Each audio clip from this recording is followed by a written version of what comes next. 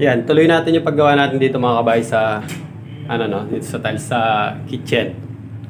Naglagay na tayo ng tile trim at ang ginamit natin hindi yung medyo round yung edge niya. Ginamit natin to itong medyo ano siya, ano bang tawag dito yan? Pa square siya sa corner. Para sa akin mas maganda ito eh. Wala nga lang ako nabibili kasi nito sa mga tile center. Sa Wilcon ka lang makakabili nito. Ginagamit din to sa mga sa mga kantuhan, mga ganyan no. Sa wall pag magta-tiles ka yan. Yan. Ginagamit siyang tile trim. Pero pwede rin siyang tile trim sa mga lababo tsaka mas ano siyang tingnan, mas modern siyang tingnan. Tingnan niyo siya. Linis oh. Taas. Mas matibay siya yung kanto niya, pinoproteksyonan niya yung tiles para hindi mabungi. Tingnan niyo. Hindi siya basta-basta mayuyupi. Matibay siya. Hindi ka mukha nung pa-oblong dito, rounded dito, yung bull nose. Hollow siya sa loob. Pagka nabagsakan, UP agad. Pero ito, matibay yan, no? Solid yung edge niya, yung pinakakanto niya. Madali pa siyang install kasi hindi mo kailangan kanto-kanto mesa dyan kahit hindi, kahit tumbukan lang. Tulad yan, ginamit ako muna ng ipit ng damit. Pero, dumikit na yan kasi nilagyan ko yan kanina ng no more nails. Tingnan nyo yung corner niya. Oh. Ganun natin yan. Oh. Malinis. Ayan o. Oh. Tumbok lang yan.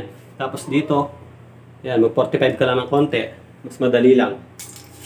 Tapos pagdating sa sulok, dito ka lang mag 45. At hindi naman din mahirap yan o. Oh. Hindi katulad nung rounded, mas mahirap yon. Yung naka bull nose. Mas maganda to, mas nagaganda na kung tingnan, mas malinis siya. Kaya yung nilagay natin, tapos ilalagay na natin tong sidings natin. Ito, nakat na natin sila doon sa labas. Siya yung ilalagay natin dito. Yan, para pagkatapos niyan, pwede na tayong maglagay ng ating subway. Kung mapapansin nyo, pinahiran ko na siya ng manipis. Pinaltadaan ko siya ng konti. Gamit lang yung purong tile adhesive at saka purong semento. Pati dito yung natiktigan para maganda yung kapit. At saka pinantay ko ng konti yung mga malalalim. Yan, para pag hinagod natin yan ng natin, trowel, steel trowel natin, chad trowel natin, yung may ngipin, tuloy-tuloy na lang natin ididikit yung mga subway natin. Nakapatong na lang dito, mag-umpisa tayo sa ibaba, paakyat. So ito na muna yung unahin natin, ilagay na muna natin yung mga panggilid niya.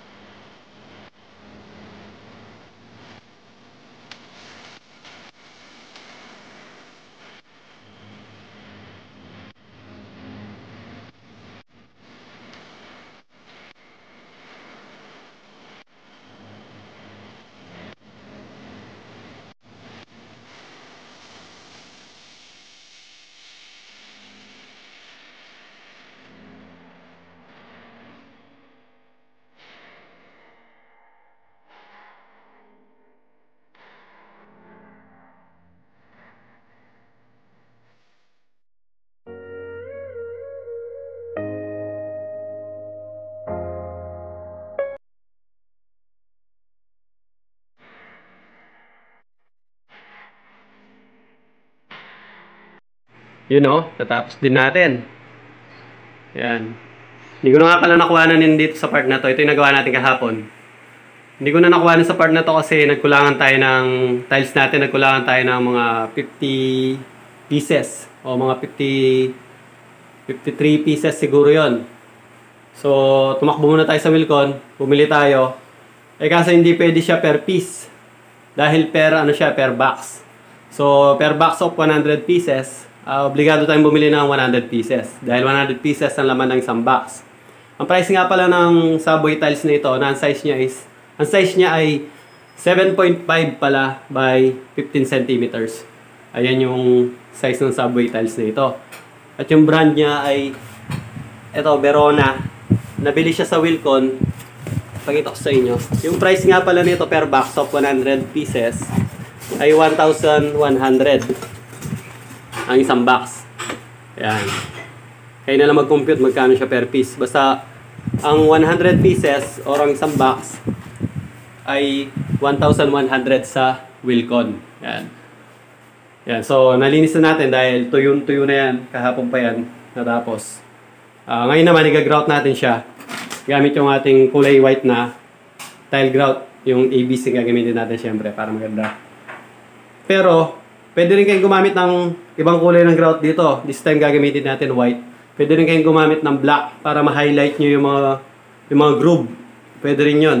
Tsaka para hindi siya dumihin, lalo na yung sa may part nitong lutuan. Kasi pag white, pag dumikit yung mantika doon, mangingitim din yun. So kung gusto nyo ng black, pwede rin. Yung black din na mangingitim kasi black na yun eh. Pero dito, gusto nila dito white. White ang gagamitin na. Para pure white. Ayan o. Puting-puti na siya. Puti lahat. All white. Yun ang gusto ng anak ni Kuya Mon. Tapos na-install na natin tong drain natin. Okay na yan.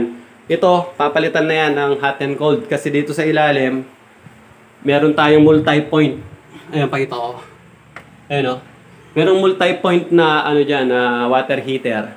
Ibig sabihin ng multi-point, pwede siya sa shower. Pwede siya mag-supply ng mga multi na na mga faucet and shower ng sabay. Hindi ka mukha ng mga single point, pang shower lang yon. Or pwede yung pang faucet lang. So, yun na nga, i-grout na natin to para malinisan at tapos na. Gagamit tayo dito ng sirang tsinelas. Kaso walang sirang tsinelas, hindi na lang natin sisirain yung tsinelas. Okay.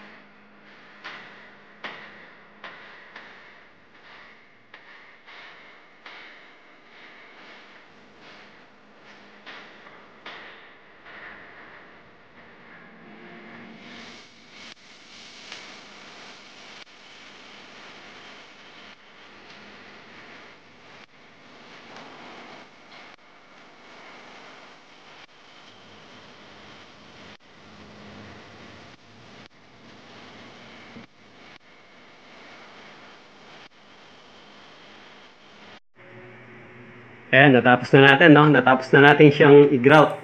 Tapos nalinisan na rin natin siya ng ng foam na basa. Pinunasan na rin natin siya ng tuyong basahan.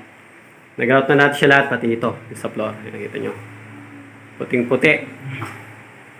Ayan o, malinis na. Yung sa gilid, hindi na natin nilagyan ng tile trim na ganito kasi nagkulangan eh. Sulok lang naman yun. Green out na lang natin sa gilid yun, pero dito meron. Ayan.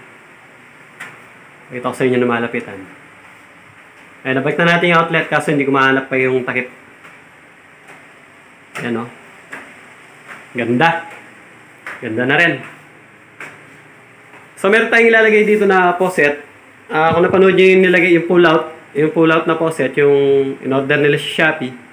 Kung napanood nyo yung nilagay natin doon sa Paralaya, nag-order sila sa Shopee.